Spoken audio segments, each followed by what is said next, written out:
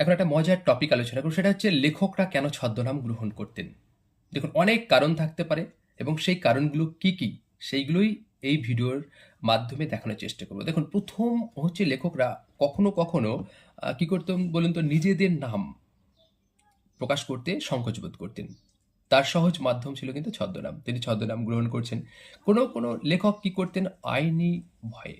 হয়তো ধরুন কোনো একটা সামাজিক বা কোনো একটা বিখ্যাত ব্যক্তি বা কোনো একটা অম ব্যক্তিকে নিয়ে তিনি কোনো কিছু লিখছেন। তাহলে তার একটা আইনি ভয় থাকতো। তখন তিনি কি করতেন? ছদ্মনামের আড়ালে লেখালেখি করতেন। আরেকটি পয়েন্ট হচ্ছে রাজনৈতিক কারণ। দেখা গেল কোনো একটা ব্যক্তি, কোনো একটা সেই সময় সমসাময়িক রাজনৈতিক বিষয় নিয়ে লিখছেন। কিন্তু সমস্যা হতে পারে। যেমন ধরুন, দীনবন্ধু মিত্রের নীলদর্প নাটক। নীলদর্প নাটকে নীলকরদের বিরুদ্ধে লিখছেন তিনি। তাহলে এই যে নাটকটি ইংরেজিতে অনুবাদ করেছিলেন কিন্তু মাইকেল মধুসূদন দত্ত, নেটিভ ছদ্মনামে। কিন্তু কি হলো? লেখক বেঁচে গেলেন শুধুমাত্র ছদ্মনামের আড়ালের জন্য। কিন্তু প্রকাশক পাদ্রী লংয়ের কিন্তু জেল এবং জরিমানা হয়েছিল। সকলেই কম বেশি জানেন। আরেকটা পয়েন্ট আপনাদের সামনে বলি, সেটা হচ্ছে দেখবেন অনেক সময় অনেক লেখক লিখতেন।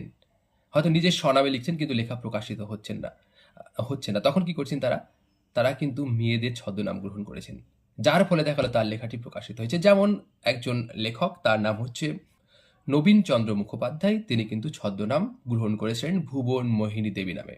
শুধু তাই নয়, আমাদের বিখ্যাত ছোট গল্পকার প্রভাত কুমার মুখোপাধ্যায়, তিনি যখন কুন্তলীন পুরস্কারের জন্য গল্প লিখছেন, এবং তখন তিনি কিন্তু রাধা রানী দেবী এই ছদ্মনামটি গ্রহণ করেছিলেন। কমবেশি সকলেই জানেন।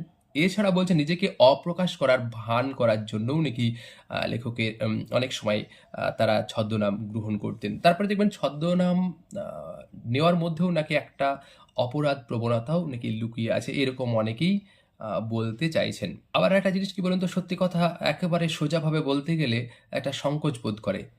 তখন লেখকরা কিন্তু ছদ্মনাম গ্রহণ করতে পারে, বা একই লেখক হয়তো একাধিক টাইপের লেখা লিখছেন। কেউ হয়তো ব্যঙ্গাত্মক লিখছেন, কখনো কবিতা লিখছেন, কখনো উপন্যাস লিখছেন, কখনো ফিচার্স লিখছেন।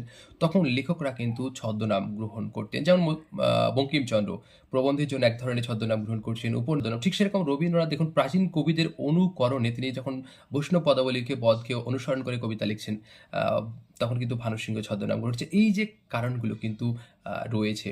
আরেকটি পয়েন্ট হচ্ছে বিখ্যাত হয়ে ওঠার শর্টকাট রাস্তা হচ্ছে কিন্তু ছদ্মনাম। আরেকটি পয়েন্ট হচ্ছে আপনার দেখবেন যখন আপনি ছদ্মনামে লিখবেন, তখন প্রত্যেকটা মানুষের মধ্যে একটা কৌতূহল বা ঔৎসুক্য থাকবে যে আসলে এ কে? জানার জন্য। এই কারণেও কিন্তু অনেক লেখক ছদ্মনাম গ্রহণ করতেন। আরেকটি পয়েন্ট, বাজে রচনা প্রকাশের সবথেকে সুবিধা কিন্তু আপনার আ ছদ্মনাম। আরেকটি পয়েন্ট হচ্ছে ভদ্রলোক এবং অভিজাত বংশের কেউ হয়তো কোনো লেখা লিখবেন।